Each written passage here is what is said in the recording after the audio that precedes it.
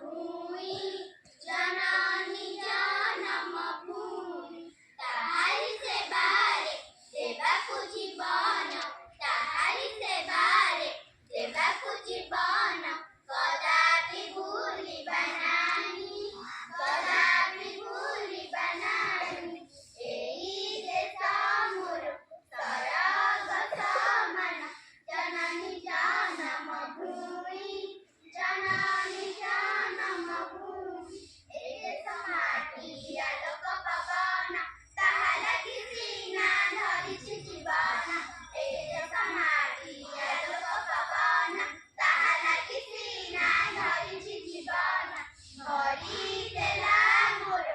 आखिरे सपन भरि देला मोर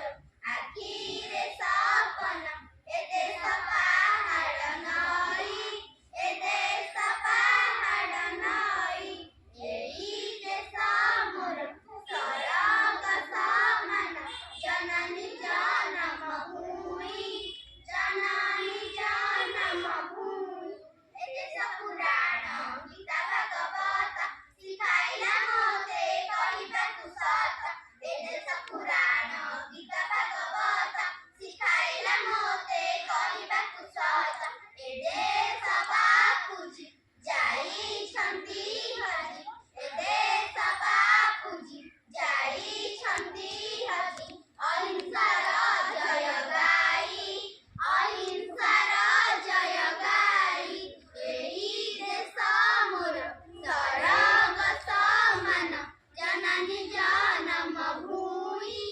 ଜନନୀ ଜନମ ଭୂମି ଜନନୀ স্লোগান দে আজাদ দিবস আজাদ দিবস আজাদ দিবস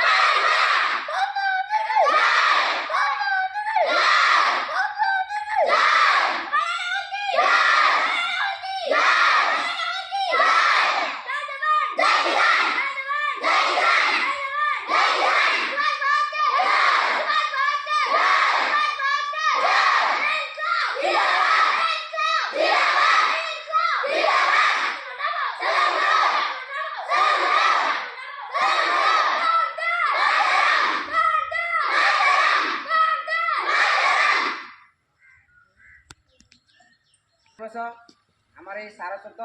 उत्सव आम विद्यालय प्रांगण में उपस्थित रही समस्त भद्रमंडली मोर श्रद्धेय छात्र छात्री गण आम देश आज को 77 वर्ष पूर्वे आम समस्ते जानीचे पढ़ीचे ब्रिटिश शासन अधीन थिला आम देशर जो जननायक मान ना आम जयगान करुचे स्लोगान दौचे यही मान भाई आहरी केते लोक आम महात्मा गांधी जवाहरलाल नेहरू राखी पुटिया रानी लक्ष्मीबाई सुभाष चंद्र बोस ये आमर आहरी अनेक स्वाधीनता संग्रामी अच्छे से जीवन सह लड़ी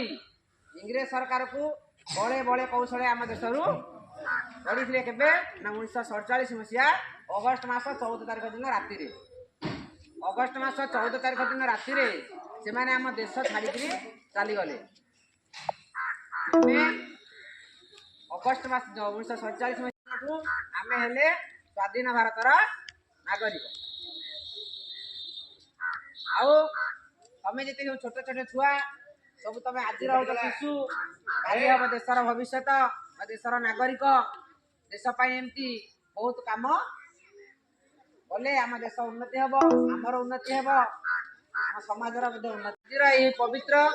दिन में आम समस्ते जातीय पताका तले शपथ करवा जे आम आम जीवन में गोटे भल नागरिक होकर बाहर किसी देशपाई किसी करवा देशर किसी उन्नति करवा आम जदि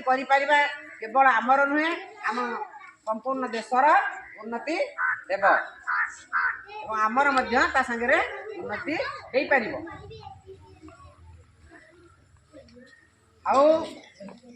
सेमाने जमी आम देशपाई जीवन को बलिदान देती महापुरुष माने आम देश को आक्रमण करने आम देखुचे पाकिस्तान एपटे आम देश भितर नक्सल माओवादी एमाने समस्ते मुंड टेकिकी बाहर केते केते लोक आमर सैन्य विभाग केते केते लोक मार दौरान से आम देश शहीद होती जीवन को देकरी से आम देश शहीद होती कहीं आमको भलरे रखापी से अहोरात्र दिन राति सारा से शत्रु मान संगे लड़ाई कर आम देशर स्वाधीनता केमती अखंड रहिबो आमे केमती समस्ते सुख शांति रहिबा सेतिपई सेमाने दिन राति पहरा दउछंती सेमानंक पई आमे सब बेले श्रद्धांजलि अर्पण करिया कथा स्मृतिचारण करिया कथा जो महापुरुष मैंने आम देश को स्वाधीनता देती से श्रद्धांजलि देवा देश किसी शपथ नहीं आग को चलवा मुझे मोर वक्तव्य शांत करुँची पिला भितर किए कौन कहे आसिक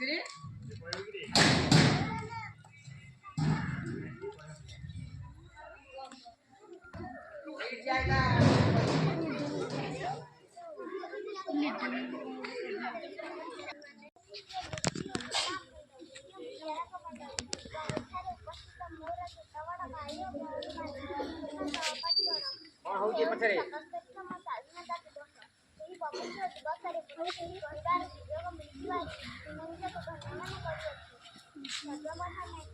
मोर मातृभूमि भारतवर्ष को गणवास जनाऊँ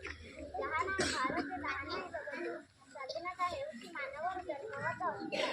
भारत भूवर्ष तार स्वाधीनता हराइथिला स्वाधीनता प्राप्तिर पूर्व समय देला भारत ପାଇଁ